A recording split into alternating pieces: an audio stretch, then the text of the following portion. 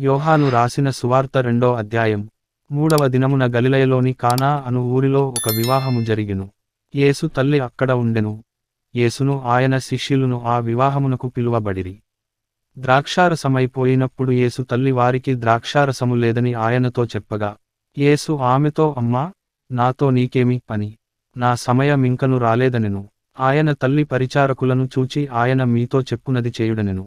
యూదుల శుద్ధీకరణాచార ప్రకారము 2-3 తూములు పట్టు 6 రాతి బానలు అక్కడ ఉంచబడియుండెను. యేసు, ఆ బానలు నీళ్లతో నింపుడని వారితో చెప్పగా వారు వాటిని అంచులమట్టుకు నింపిరి. అప్పుడాయన వారితో మీరిప్పుడు ముంచి, విందు ప్రధాని యొద్దకు తీసుకుని పొండని చెప్పగా, వారు తీసుకుని పోయిరి. ఆ ద్రాక్షారసము ఎక్కడ నుండి వచ్చెనో ఆ నీళ్లు ముంచి తీసుకొని పోయిన పరిచారకులకే తెలిసినదిగాని విందు ప్రధానికి తెలియకపోయెను గనుక ద్రాక్షారసమైన ఆ నీళ్లు రుచి చూచినప్పుడు ఆ విందు ప్రధాని పెండ్లి కుమారుని పిలిచి, ప్రతివాడును మొదట మంచి ద్రాక్షారసమును పోసి, జనులు మత్తుగా ఉన్నప్పుడు జబ్బురసము పోయును. నీవైతే ఇదివరకును మంచి ద్రాక్షారసము ఉంచుకుని ఉన్నావని అతనితో చెప్పెను.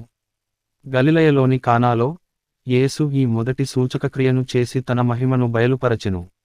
అందువలన ఆయన శిష్యులు ఆయన యందు విశ్వాసముంచిరి. అటు తరువాత ఆయనయు ఆయన తల్లియు ఆయన సహోదరులను ఆయన శిష్యులను కపెర్నహూమునకు వెళ్లి అక్కడ కొన్ని దినములుండిరి.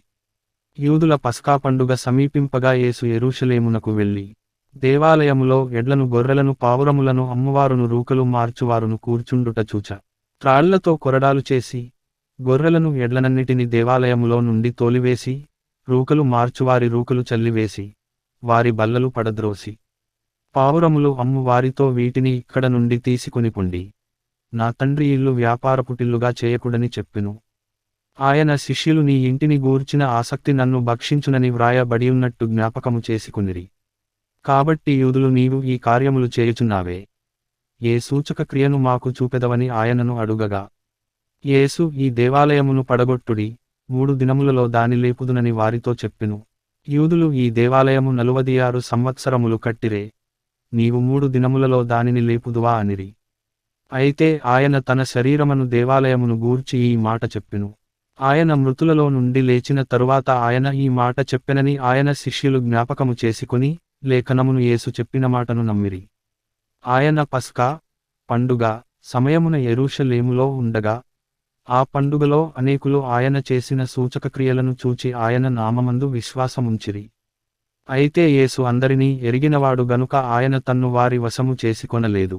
ఆయన మనుష్యుని ఆంతర్యమును ఎరిగినవాడు గనుక ఎవడును మనుష్యుని గూర్చి ఆయనకు సాక్ష్యమియ్యనక్కరలేదు.